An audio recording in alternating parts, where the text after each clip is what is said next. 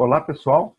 No nosso quadro Resenha Consciência, hoje teremos aqui uma grande oportunidade de conversar com o professor Daniel Escorcim Machado, que é professor adjunto do Centro Universitário Estadual da Zona Oeste, o ESO. Professor Daniel, muito obrigado por estar aqui com a gente hoje, pela sua disponibilidade de trocarmos essa conversa sobre seus trabalhos, né, de pesquisa numa doença tão importante para a nossa sociedade. Prazer é todo meu, professor Felipe. Convite como esse, com toda certeza, sempre será aceito, ainda mais sabendo um pouco da sua história também. Você, como um grande amigo meu e um grande pesquisador, é um prazer enorme trocar uma ideia sobre esse tema no qual trabalho há aproximadamente uns 15 anos, mais ou menos.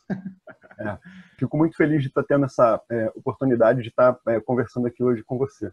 Daniel, então, explica pra gente o que é essa doença chamada endometriose, pelos seus conceitos mais gerais, e depois a gente aprofunda nos seus projetos de pesquisa. Tá ótimo, meu querido amigo. Olha só. Endometriose, então, ela é uma doença ginecológica comum. Ela afeta aproximadamente 15 a 20% de todas as mulheres na idade reprodutiva, ou seja, vai entre os 15 aos 35 anos, mais ou menos. E é uma doença caracterizada pela presença do endométrio, que é aquela parte interna do útero, em uma localização extrauterina. Então, basicamente, quando você tem a presença do endométrio fora do útero. Afeta órgãos próximos, como os ovários, por exemplo, e pode chegar a órgãos um pouco mais distantes, como, por exemplo, intestino, entre outros, bexiga, entre outros. Estuda-se muito hoje quais são as causas para esse tipo de patologia. Então, o que leva uma mulher a ter esse tipo de doença? Existem várias teorias, Felipe. Teorias genéticas, teorias imunológicas, enfim. A teoria mais aceita hoje é uma teoria chamada menstruação retrógrada. Quando parte da menstruação retorna pelas tubas uterinas e cai na cavidade peritoneal e ali o tecido se adere. É um fenômeno fisiológico, essa tal menstruação retrógrada acontece com todas as mulheres, tá? E a grande pergunta seria, obviamente, por que em algumas mulheres esse tecido adere, em outras não. Mas a gente já fala um pouquinho mais sobre esse tema. Bom, temos esses sintomas, rapidamente também. Um dos sintomas mais clássicos que a gente tem é a dor. Então, a mulher tem muita dor pélvica crônica, muita dor no ato sexual, muita cólica menstrual.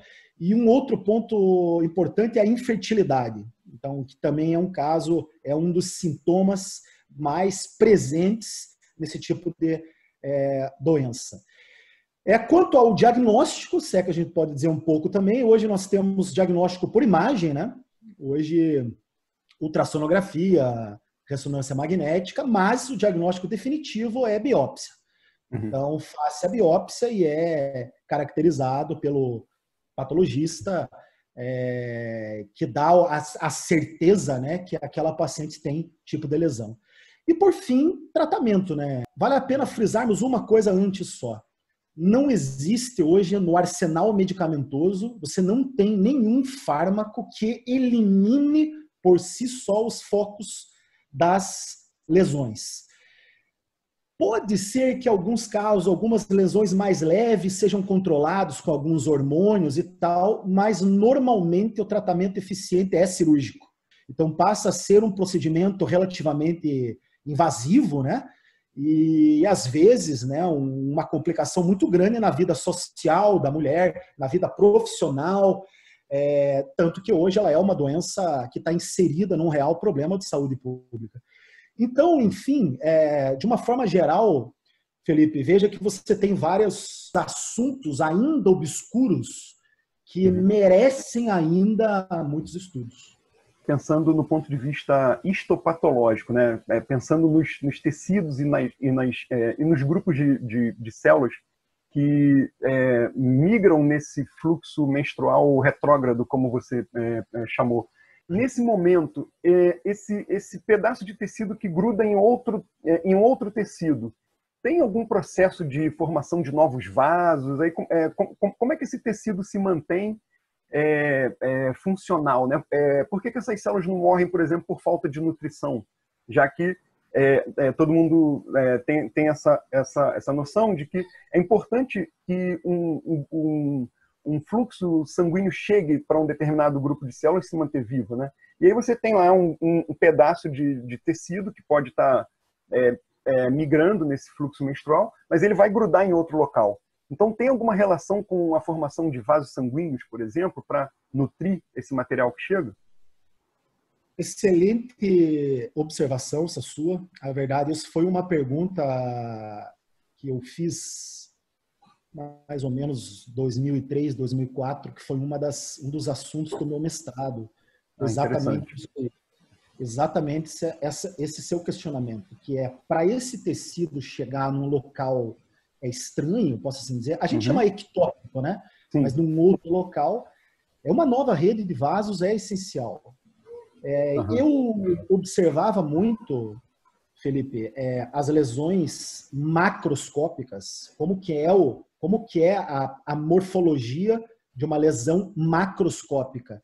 As lesões são císticas, muita fibrose, muito colágeno naquele local, muita inflamação naquele local e muito vascularizada. As lesões eram extremamente vascularizadas na macroscopia. Então, uma das perguntas que me moveu na época, que me move até hoje, é estudar a relação de um processo denominado angiogênese, que você pontuou aí muito bem, se existe uma relação desse processo com as lesões. E eu fiz um estudo enfatizando um dos principais fatores angiogênicos, que é o VEGF, né, o fator de crescimento endotelial vascular. E eu caracterizei este fator, na época, em 3 tipos de lesões humanas. Então, ovarianas, lesões de bexiga e lesões intestinais, e fiz a comparação com os tecidos normais. E o que eu vi na época? Eu vi que nas lesões endometrióticas, o fenômeno, o processo de angiogênese era muito mais acentuado em comparação aos tecidos normais. E dentre os 3 tipos de lesões, aqui nós encontramos uma maior atividade angiogênica eram nas lesões intestinais, ou seja, as lesões um pouco mais invasivas. Essas são mais graves. Ah, tá, isso eu ia te perguntar. E aí, após esses estudos iniciais, vamos fazer o que agora, né? Você sabe muito mais do que eu, que o que move a ciência são perguntas, né? Obviamente, que vão aparecendo. A gente sabe por igual, isso. As perguntas elas vão aparecendo à medida que os resultados surgem também, e aí você vai traçando caminhos e tal. E aí eu tinha que me deparar, o que eu ia fazer? Será que eu ia para o ramo de causa dessa lesão ou será que eu ia para o ramo de tratamento? Então eu, conversando na época, lá no laboratório, decidimos investir em tratamento. Então vamos tratar com fármacos que sejam fármacos inibidores do processo angiogênico na tentativa, né, de diminuir lesão e tal. Mas para isso, obviamente, precisamos de um modelo, né? Precisamos ter um modelo para se testar um fármaco, né? Foi um desafio muito grande para mim na época, por ter uma formação farmacêutica, né? Eu nunca tinha mexido com animais, né? Eu não tinha essa experiência, né? E tive que aprender, né? Estudar anatomia da rata e tal. Enfim, estabelecemos um modelo em ratas, no qual eu induzo endometriose em animais. E foi um modelo, Felipe, muito bem aceito pela comunidade científica, modelo que nós estabelecemos muito bem lá no laboratório. E você tendo um modelo na mão, e você dominando o modelo na mão, você pode explorar da forma com que você quiser. Exatamente. Então, o modelo permite com que você faça diversos testes eu caracterizei esse modelo como um modelo, além de ser modelo de endometriose, é um modelo angiogênico.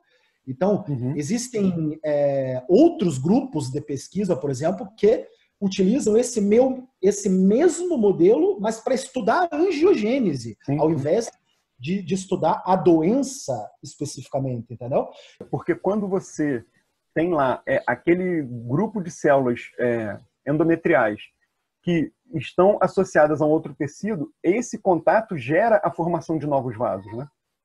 Então, não precisa ser um modelo de estudo de endometriose clássico, mas modelo de geração de vasos. Interessante, interessante. E nós caracterizamos, Felipe, daí nós fomos aperfeiçoando o modelo e tal, e nós caracterizamos também que esses vasos que se formam ao redor desses focos, dessas lesões no meu modelo, são vasos originários do tecido que eu implantei, e não vasos que já existiam no peritônio, por exemplo. Interessante. Temos alguns papers que a gente faz uma caracterização bem intensa desses vasos. Qual é a origem desses vasos? Esses vasos já faziam parte do animal receptor, ou esses vasos foram criados pelo doador, por exemplo, entendeu? Então a gente fez isso tudo e virou, na verdade, um modelo muito bem caracterizado. Sobre seus trabalhos, na sua descrição, a gente vai deixar aqui embaixo uma série de links, né, onde as pessoas que têm interesse em detalhamento maior desse tema vão poder ler tanto os seus trabalhos, né, do seu grupo, quanto de outros grupos também. Nesse tema, a gente vai fazer uma seleção desses trabalhos.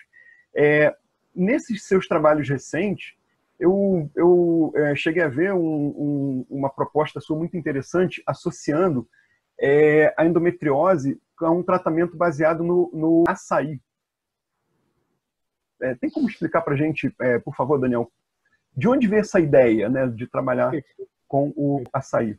Então, vamos lá. Isso é uma história... O açaí apareceu na vida do laboratório em decorrência do professor Roberto Soares de Moura, que é um professor da UERJ. O professor propôs para nós uma colaboração. Eu estava apresentando o meu trabalho no congresso. Daí a importância de se participar de congressos, né? E tal. É um momento bom para a gente aprender muitas novidades. Né? Exatamente. E apresentando, né, o meu modelo, e é um modelo inflamatório, né? A gente não vai, obviamente, dar muitos detalhes aqui, claro, mas o modelo de endometriose é uma doença inflamatória. Conforme eu já falei aqui, gera dor, gera fibrose e tal. Então, é uma doença inflamatória. O professor, na época, já trabalhava com açaí modelo de câncer de mama, o professor Roberto. E já tinha caracterizado toda a fitoquímica do extrato e mostrou, né?